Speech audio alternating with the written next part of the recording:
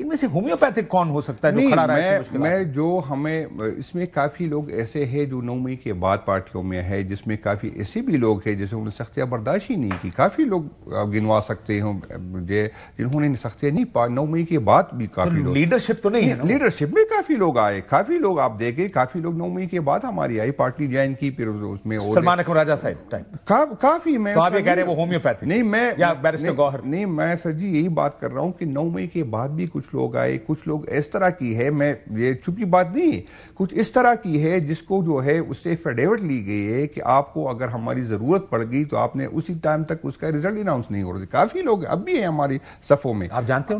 نہیں، پارٹی جانتی ہے، سب کو جانتی ہے. ہمیں ایسے لوگ ہیں جنہوں نے ایفیڈیوٹ لکھ کے دیے ہیں اسٹیبلشمنٹ کو. بالکل، آپ کو جب ہماری ضرورت ہوگی اس کے رزلٹ روک دیے گئے تھے، اس کے بعد اس کی تھی کہ اور یہ جو لوگوں نے ووٹ ڈالے وہ جو سامنے آئے، اس کے علاوہ بھی کافی لوگ تھے جو سٹینڈ بائی تھے.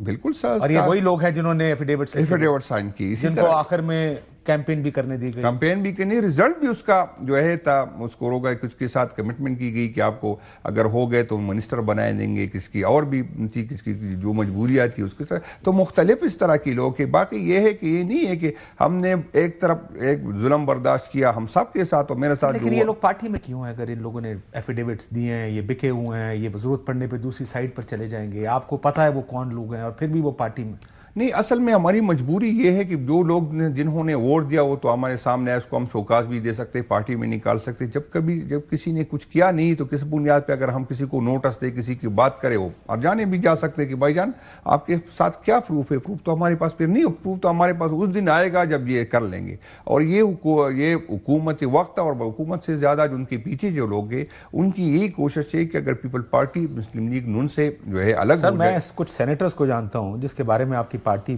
یقین سے کہتی ہے.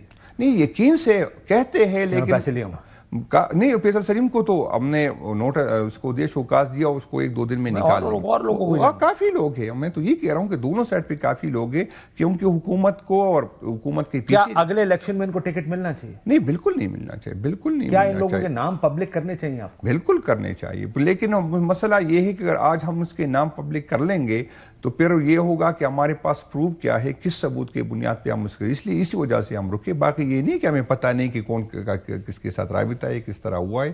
تو بالکل اس طرح ہوا. یہ لوگ جن کو ساتھ یہ حالانکہ جو لوگ غائب ہو گئے تھے، آپ بہت سے لوگوں کو جانتے ہیں جو لوگ 26ویں ترمیم کے وقت غائب تھے، آپ سے رابطے میں نہیں تھے اور کہتے تھے کہ ہمارے ساتھ. میں ایسے بھی لوگوں کو جانتا ہوں جنہوں نے کہا ہماری فیملی کے اوپر یہ، مجھ کے بعد میں پتا چلا کہ یہ سب میں بتاتا ہوں اس کا. میرے پاس تو ان لوگوں نے، میں کسی اور 2 MNS کے پاس آئے تھے، میں بھی اس ٹائم آ گیا، ان کے ساتھ بیٹھے تھے تو میں بھی پھنس گیا. اچھا قاضی صاحب، مجھے پہلی دفعہ یہ پتا چلا کہ یہ جو اغوا بھی یہ فرمائشی ہوتا ہے، یہ بھی فرمائشی ہوتا ہے. ہمیں بھی یہ آفر کی گئی کہ ہم ویڈیو بنائیں، نقاب پوش آ جائیں گے، آپ کو اٹھائیں گے، آپ ووٹ دے دیں. خیر بعد میں پریس کانفرنس بھی کر لے کہ یار مجھ سے زبردستی لی گئی. تو یہ افر بھی مختلف چیزیں، کچھ کے ساتھ یہ بھی نہیں کہتا کہ ہر بندے کے ساتھ کچھ لوگوں نے اس کو استعمال کیا، لیکن کچھ کے ساتھ یہ بھی لوگوں نے یہ آفر استعمال. تو یہ افر ہمیں بھی ہوئی کہ خیر ہے وہاں پر کلے، بلکہ ہمارے ایک میں نے صاحب کو، میں بیٹھا تھا، اس نے کہا اگر آپ پانی نہیں تھی تو وہ آزاد تھا. اس کو یہ افر آئی کہ ہم کوئی انجیکشن ہے وہ لگا لیں گے، پھر آپ کو سمجھ نہیں آئے گی. پھر میں نے گواہی دینی تھی کہ مجھے کنونس کر رہے تھے کہ خیر ووٹ نہیں دینا، تو یہ تو کہہ دے کہ یار بیچاری کا قصور نہیں تھا. اس کو تو میں سمجھ بھی نہیں آ رہی تھی کہ میں کہاں ہوں، کس طرح ہوں. تو خیر بار میں آپ بھی پریس کانفرنس میں بیٹھ جائے، خیر ہے آپ کو تھوڑے کم. وہ لوگ سارے خاموش ہو گئے ہیں جن کے بارے میں آپ اور ہم سب جانتے ہیں، یعنی آپ کی پارٹی کی طرف سے ہی انفارمیشن ملتی ہے کہ فلانے نے پیسے لے لیے، فلانے نے پیسے لے. پرابلم یہ ہے آپ جن کو ہومیوپیتھی کہہ رہے ہیں وہ میرے خیال ہے سیاسی تقسیم کی وجہ سے، جو آپ کا سیاسی اختلاف ہے ان کو کہہ رہے ہیں. وہ یہ کہتے ہیں کہ جی ہم نے تو بڑی قربانیاں دی، ہم سے زیادہ پارٹی میں قربانی کس نے دی، مالی قربانی دی، ہم نے بندے اکٹھے کیے، یہی MNA MP سارے بندے لے کر جب اسلام آباد کی کال آئی آتے رہے. وہ کہتے ہیں کس کو آپ پھر ہومیوپیتھی کہہ رہے ہیں؟ نہیں، اس کو میں نے کسی کی طرف اشارہ تو نہیں تھا. میرا مقصد یہ، میرا مقصد نہیں، اشارہ نہیں تھا، بالکل اشارہ نہیں تھا.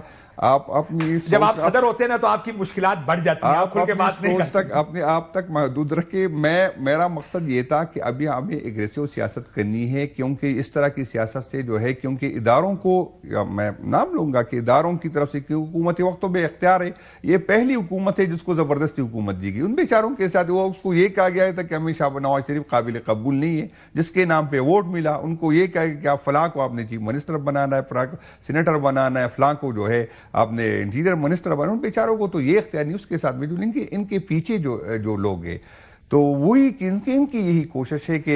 آخری سوال میرا اس ہومیوپیتھک پر. چلیں ہومیوپیتھک آپ مجھے نہیں بتانا چاہتے کہ کون ہے, حالانکہ میرا خیال ہے کہ آپ شاید کہیں نہ کہیں علی امین گینگ کو کہہ رہے ہوں گے کہ یہ سارے ہومیوپیتھک ہیں. نہیں, علی امین صاحب نے تو کافی ڈی چوک میں 2 دفعہ اس کو روکا گیا, اس کی کوشش کی, وہ تو آیا. پھر ہارڈ لائنر کون ہے پارٹی اس میں میری تو علی امین صاحب کو تو میرا سب سے زیادہ پارٹی پہ یہی ہے کہ آپ نے اس کی ذمہ داری سب کیوں, اکیلے ایک بندی کی تو ذمہ داری نہیں تھی, ہم سب کی ذمہ داری تھی.